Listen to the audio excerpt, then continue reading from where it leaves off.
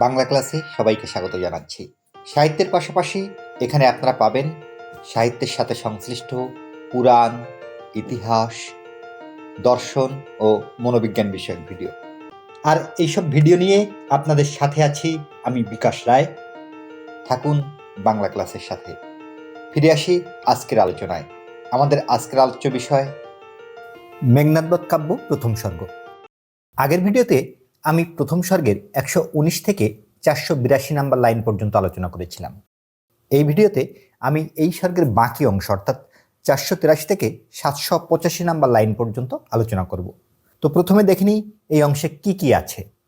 এই অংশে আছে লক্ষ্মীর আবাসস্থলের বর্ণনা, লক্ষ্মী এবং মুরলার কথোপকথন, মেঘনাদের উদ্দেশ্যে লক্ষ্মীর যাত্রা এবং তার সাথে কথোপকথন, মেঘনাদের খেদ, প্রমীলার কাছ থেকে বিদায় নিয়ে লঙ্কায় গমন, আর সবশেষে আছে রাবণের সাথে কথোপকথন মেঘনাদের এবং মেঘনাদকে সেনাপতি পদে বরণের বর্ণনা। ফিরে আসি বিস্তারিত আলোচনায়। বারুণীর আদেশে মুরলা সাগর ত্যাগ করে পৌঁছে গেলেন লঙ্কাপুরে, যেখানে কেশব বাসনা কমলা বা লক্ষ্মীদেবী কমলাসনে বা পদ্মাসনে বসে আছেন। তাকে দেখে মুরলার চোখ জুড়িয়ে গেল। তিনি দেখলেন ফুল দিয়ে চারিদিক সাজানো, সোনার ধূপদানিতে ধূপ সুগন্ধ ছড়াচ্ছে, সোনার পাত্রে নানা রকম উপহার, সোনার প্রদীপ জ্বলছে চারদিকে। কিন্তু সেই প্রদীপের আলো অত্যন্ত ক্ষীণ, অর্থাৎ সেই আলোয় কোনো তেজ নেই। লক্ষ্মীদেবীও অত্যন্ত বিষণ্ণ।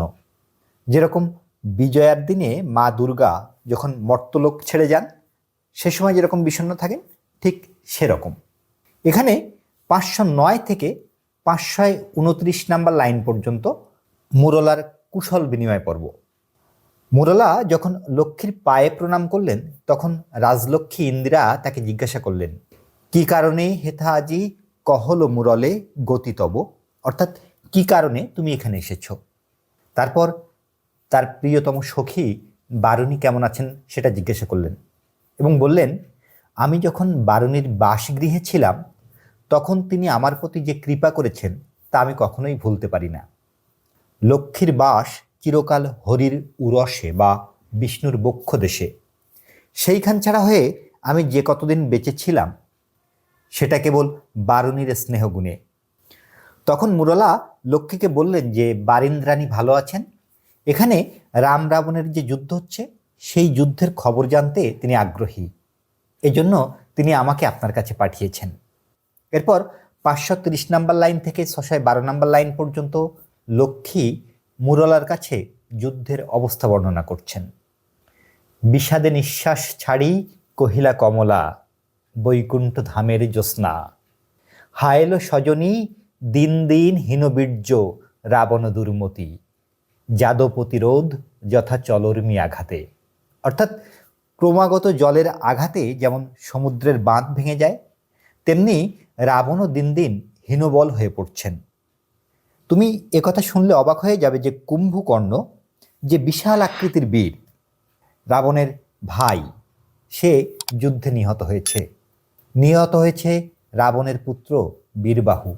এই যে তুমি কান্নার শব্দ শুনছ, এটা পুত্র শোকাতুরা চিত্রাঙ্গদার কান্না। আমিও এই পুরী ছাড়ার জন্য চঞ্চল হয়ে আছি। চঞ্চলা আমি ছাড়িতে পুরী, বিদরে হৃদয় মম শুনি দিবানিশি প্রমদাকুল রোদন। প্রমদ অর্থ নারী। সুতরাং এই লাইনটির মানে দাঁড়াচ্ছে, নারীদের কান্না শুনে আমার হৃদয় বিদীর্ণ হয়ে যাচ্ছে, কারণ এখানে প্রতিদিন কান্নার ধ্বনি। প্রতি গৃহে কাঁদে পুত্রহীনা মাতা, দুতি পতিহীনা সতী। তখন মুরলা দেবীকে জিজ্ঞাসা করেন যে আজ কোন বীর যুদ্ধে যাচ্ছে। তখন লক্ষ্মী তাকে উত্তর দিলেন, কে জানে কে সাজে আজি, বরং চলো আজকে আমরা বাইরে গিয়ে দেখি কে যুদ্ধে যাচ্ছেন। তারা বাইরে এসে দেখেন রাজপথে সারি সারি সৈন্য, কেউ পায়ে হেঁটে চলেছে, কেউ বা ঘোড়ায় চড়ে চলেছেন, কেউ বা হাতির পিঠে, রয়েছে পতাকা খচিত রথ। এই যুদ্ধসজ্জার দৃশ্য দেখে অবাক হয়ে গেলেন মুরলা।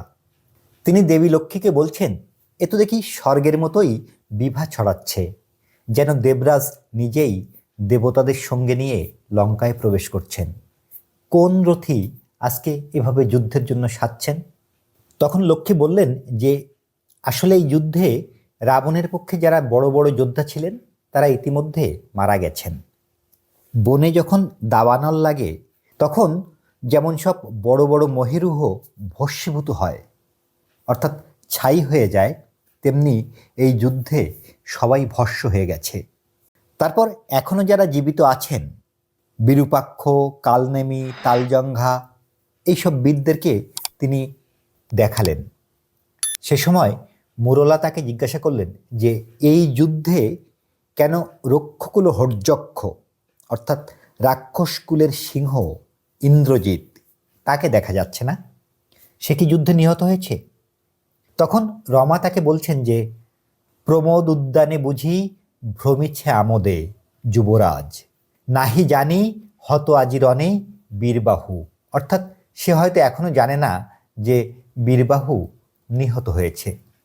তারপর তিনি মুরলাকে বলছেন, তুমি বারুণীর কাছে ফিরে যাও, তাকে বলো যে আমি খুব দ্রুতই এই লঙ্কাপুরী ত্যাগ করে চলে যাব, কারণ নিজ দোষেই মজে আজি লঙ্কা অধিপতি, হায় বরিশার কালে বিমল সলিলা সরসী, সমলা যথা কর্দম উদ্গমে পাপে পূর্ণ স্বর্ণলঙ্কা।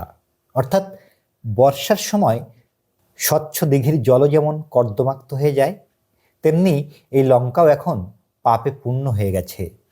তুমি ফিরে যাও, আমি এখন ইন্দ্রজিৎকে লঙ্কায় নিয়ে আসব। প্রাক্তনের ফল তরা ফলিবে পুরে, অর্থাৎ অদৃষ্টের ফল খুব দ্রুতই ফলবে। একথা শুনে মুরলা লক্ষ্মীকে প্রণাম করে চলে গেলেন, আর শূন্য মার্গে বা আকাশপথে দেবী লক্ষ্মী চললেন মেঘনাদের উদ্দেশ্যে। কিছুক্ষণ পরেই লক্ষ্মী পৌঁছলেন স্বর্গের মতো সুন্দর সেই প্রমোদ উদ্যানে। 618 থেকে 678 নাম্বার লাইন পর্যন্ত আমরা পাই মেঘনাদের উদ্দেশ্যে ছদ্মবেশী লক্ষ্মীর যাত্রা, প্রমোদ উদ্যানের বর্ণনা এবং মেঘনাদের ধাত্রীমাতা প্রভাসার রূপ ধরে মেঘনাদকে যুদ্ধের অবস্থা বর্ণনা। তো সেই উদ্যানের ভিতরে কি রয়েছে? সেখানে রয়েছে সুরম্য প্রাসাদ, যার স্তম্ভগুলো হীরা দিয়ে সাজানো, চারিদিকেই অপূর্ব নন্দন কানন। সেখানে পাখি ডাকছে, ফুল ফুটে রয়েছে থরে থরে, ভ্রমর দল গুঞ্জন করছে, আর চারিদিকে বয়ে যাচ্ছে বসন্ত বাতাস। এদিকে ঝর্ণার ধ্বনি, আর এই প্রমোদ উদ্যানের চারপাশে পাহারা দিচ্ছে সুন্দর রমণী যোদ্ধারা। সেখানে বীর মেঘনাদ স্ত্রীকে সঙ্গে নিয়ে ঘুরে বেড়াচ্ছেন। এখানে দুটো মিথ ব্যবহার করা হয়েছে। এক, বিহারিছে বীরবর সঙ্গে বরাঙ্গনা প্রমদা, রজনীনাথ বিহারেন যথা দক্ষবালা দলে লয়ে, অর্থাৎ চন্দ্র যেভাবে দক্ষ কন্যাদের সাথে বিহার করেন ঠিক সেভাবেই। 2 নাম্বার, কিম্বারে যমুনে ভানুসুতে বিহারেন রাখালে জ্যামতি নাচিয়া কদম্ব মূলে মুরলী অধরে, গোপবধূ সঙ্গে রঙ্গে তোর চারুকুলে। এখানে যমুনে অর্থ যমুনা নদী। পুরাণ মতে তিনি ভানু বা সূর্যের কন্যা। যমুনার কূলে যেমন কৃষ্ণ গোপবালিকাদের সঙ্গে আমোদে মেতে থাকতেন, ঠিক সেভাবেই মেঘনাদ তার সঙ্গীদের নিয়ে আনন্দে মেতে আছে। এই প্রমোদ উদ্যানে দেবী লক্ষ্মী মেঘনাদের ধাত্রীমাতা প্রভাসা রাক্ষসী রূপ ধরে তাকে দেখা দিলেন। সোনার সিংহাসন ত্যাগ করে মেঘনাদ তার ধাত্রীমাতার পায়ে প্রণাম করলেন এবং জিজ্ঞাসা করলেন, কি হেতু মাতো গতি তব আজি এ ভবনে, কহ দাসে লঙ্কার কুশল, অর্থাৎ তুমি কি কারণে হঠাৎ এখানে এলে, লঙ্কার খবরাখবর ভালো তো? ছদ্মবেশী লক্ষ্মী মেঘনাদের মস্তক চুম্বন করে বললেন, হায় পুত্র, কি আর কহিব কনক লঙ্কার দশা, ঘোরতর রণে হত প্রিয় ভাই তব বীরবাহু বলি। আর তার শোকে তোমার পিতা আজ সসৈন্যে যুদ্ধযাত্রা করছেন। বিস্ময়ে হতবাক হয়ে ইন্দ্রজিৎ বললেন, কি কহিলা ভগবতী, কে বধিল কবে প্রিয়ানুজে, নিসারণে সংহারিনু আমি রঘুবরে, খণ্ড খণ্ড করিয়া কাটিনু বর্ষি প্রচণ্ড স্বর বৈরী দলে, তবে বারতা এ অদ্ভুত বারতা জননী কোথায় পাইলে তুমি, শীঘ্র কহ দাসে। অর্থাৎ যাকে আমি রাত্রে যুদ্ধ করে খণ্ড খণ্ড করে কেটে ফেললাম, সেই আমার ভাইকে হত্যা করেছে। এই অদ্ভুত বার্তা তুমি কোথায় পেলে, আমাকে শীঘ্র বলো। তখন রত্নাকর রত্নোত্তমা অর্থাৎ দেবী লক্ষ্মী বললেন, হায় পুত্র, মায়াবী মানব সীতাপতি, তব স্বরে মরিয়া বাঁচিল। যাও তুমি তরা করি, রক্ষ রক্ষ কুলমান এ কাল সমরে। অর্থাৎ তুমি তাড়াতাড়ি যাও এবং রাক্ষসকুলের মান রক্ষা করো। একটু আগে লক্ষ্মীকে রত্নাকর রত্নোত্তমা বলে অভিহিত করা হয়েছে। এখানে রত্নাকর হচ্ছে সাগর, রত্নের আকর বা আশ্রয়। লক্ষ্মী একসময় সাগরে ছিলেন। সমুদ্র মন্থনের এক পর্যায়ে লক্ষ্মী দেবী সাগর থেকে উঠে আসেন। তিনি হচ্ছেন সাগরের শ্রেষ্ঠ রত্ন, এজন্য তাকে রত্নাকর রত্নোত্তম বলা হয়েছে। যাই হোক, বীরবাহুর মৃত্যুর কথা শুনে ক্ষোভে রোষে রুষ্ট মেঘনাদ তার গলার ফুলের মালা ছেড়ে ফেললেন, আর তারপর নিজেকে ধিক্কার দিয়ে বললেন, হা ধিক মোরে, বৈরিদল বেড়ে স্বর্ণ লঙ্কা, হেথা আমি বামাদল মাঝে। এই কি সাজে আমারে, আমি রাবণের পুত্র, আমি ইন্দ্রজিৎ। তাড়াতাড়ি রথ আনো, আমি আজকেই এই শত্রুদের হত্যা করে এই অপবাদ ঘুচাবো। এখানে 679 থেকে 725 নাম্বার লাইন পর্যন্ত দেখি মেঘনাদের খেদ প্রমিলার কাছ থেকে বিদায় নিয়ে লঙ্কায় যাওয়ার দৃশ্য। এরপরে ইন্দ্রজিৎ যখন লঙ্কায় যাওয়ার জন্য সাজছেন, সেখানে দুটো মিথ ব্যবহার করা হয়েছে। তিনি কিভাবে সাজলেন? সাজিল রথীন্দ্র সব বীর আভরণে, হৈমবতী সুত যথা নাসিতে তারকে। অর্থাৎ তারকাসুরকে হত্যা করার জন্য দেবী দুর্গার পুত্র কার্তিক যেভাবে সেজেছিলেন, ঠিক সেভাবেই সাজলেন তিনি। আর দ্বিতীয় মিথটি, কিংবা যথা বৃহন্নলারূপী কিরীটি, বিরাট পুত্র সহ উদ্ধারিতে গোধন, সাজিলা সুর সমীবৃক্ষ মূলে। এই মিথটি মহাভারত থেকে নেয়া। কৌরবদের সাথে পাশা খেলায় হেরে যাওয়ার পর পাণ্ডবরা 12 বছরের বনবাস শেষে 1 বছর বিরাটনগরে অজ্ঞাতবাস করছিলেন। সে সময় অর্জুন বৃহন্নলা বা হিজড়া রূপে রাজকন্যাদের নাচ শেখাতেন। এ সময় দুর্যোধন কৌরব সেনা নিয়ে বিরাট রাজার যে গরুর পাল ছিল সেগুলো হরণ করতে যান। সে সময় বৃহন্নলা রূপী অর্জুন তার যে অস্ত্র ছিল সমীবৃক্ষে লুকানো, সেই অস্ত্র নিয়ে যেভাবে সেজেছিলেন ঠিক সেভাবেই সাজলেন ইন্দ্রজিৎ। তো ইন্দ্রজিৎ যখন লঙ্কায় যাওয়ার জন্য তৈরি হচ্ছেন, সে সময় তার স্ত্রী প্রমিলা তাকে বললেন যে, এই দাসীরে রেখে আপনি কোথায় চললেন? কেন তুমি গুণনিধি ত্যাজ কিঙ্করি রে আজি? তখন মেঘনাদ তাকে বলেছিলেন, ইন্দ্রজিতে জিতি তুমি সতী, বেঁধেছ যে দৃঢ় বাঁধে, কে পারে খুলিতে সে বাঁধে। অর্থাৎ তোমার এই বন্ধন কে ছিন্ন করতে পারে? আমি খুব দ্রুতই রামচন্দ্রকে হত্যা করে তোমার কাছে ফিরে আসব। এরপর আকাশপথে রথ চলল লঙ্কার উদ্দেশ্যে, যেখানে রাবণ যুদ্ধযাত্রার জন্য সজ্জিত হচ্ছেন। 726 নাম্বার লাইন থেকে প্রথম সর্গের শেষ পর্যন্ত আমরা পাই রাবণের সাথে মেঘনাদের কথোপকথন এবং মেঘনাদকে সেনাপতি পদে বরণের দৃশ্য। তো লঙ্কায় পৌঁছে মেঘনাদ প্রথমে পিতার চরণে প্রণাম করে করজোড়ে বললেন, হে রক্ষকুলপতি, শুনেছি মরিয়া নাকি বাঁচিয়াছে পুনরাঘব। এ মায়া বুঝিতে না পারি, কিন্তু অনুমতি দেহ সমূলে নির্মূল করিব পামরে আজি। অর্থাৎ সেই নরাধমকে আমি আজকে সমূলে নির্মূল করব, আর তারপর তাদেরকে বায়ু অস্ত্রে উড়িয়ে তোমার পায়ের কাছে এনে ফেলব। রাবণ তখন মেঘনাদকে আলিঙ্গন করে তার মস্তক চুম্বন করলেন। তারপর বললেন, তুমি রাক্ষস কুলশেখর, তুমি রাক্ষসকুলের ভরসা, কিন্তু একাল সমরে নাহি চাহে প্রাণ মম পাঠাইতে তোমা বারম্বার। কারণ কি? কারণ হায় বিধি বাম মম প্রতি, কে কবে শুনেছে পুত্র শিলা ভাসে জলে, কে কবে শুনেছে লোক মরি পুনঃ বাঁচে। তখন মেঘনাদ তার পিতাকে বললেন, একটা সামান্য মানুষকে তুমি ভয় পাচ্ছ, আর আমি থাকতে যদি তুমি যুদ্ধে যাও তাহলে কি হবে? এ কলঙ্কপিত ঘুষিবে জগতে, হাসিবে মেঘবাহন, অর্থাৎ দেবরাজ ইন্দ্র। রুষিবেন দেব অগ্নি, দুইবার আমি হারানো রাঘবে, আর একবার পিত দেহ আজ্ঞা মোরে। দেখিব এবার বীর বাঁচে কি ঔষধে।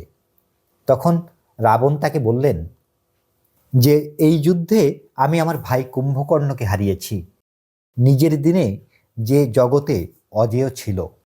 শুধুমাত্র অকালে জাগানোর জন্য আমি তাকে হারালাম। এটা একটা মিথ, রামায়ণের মিথ। ব্রহ্মার বরে কুম্ভকর্ণ 6 মাস ঘুমাতেন এবং একদিন জাগতেন। যেদিন তিনি জেগে উঠতেন সেদিন তিনি ছিলেন জগতে অজেয়, কেউ তাকে হারাতে পারত না। কিন্তু লঙ্কায় যুদ্ধের সময় রাবণ অকালে তাকে জাগিয়েছিলেন এবং সেই যুদ্ধে কুম্ভকর্ণ নিহত হন। এরপর রাবণ মেঘনাদকে বললেন, তবে যদি একান্ত সমরে ইচ্ছা তব, বৎস আগে পুজো ইষ্ট দেবে।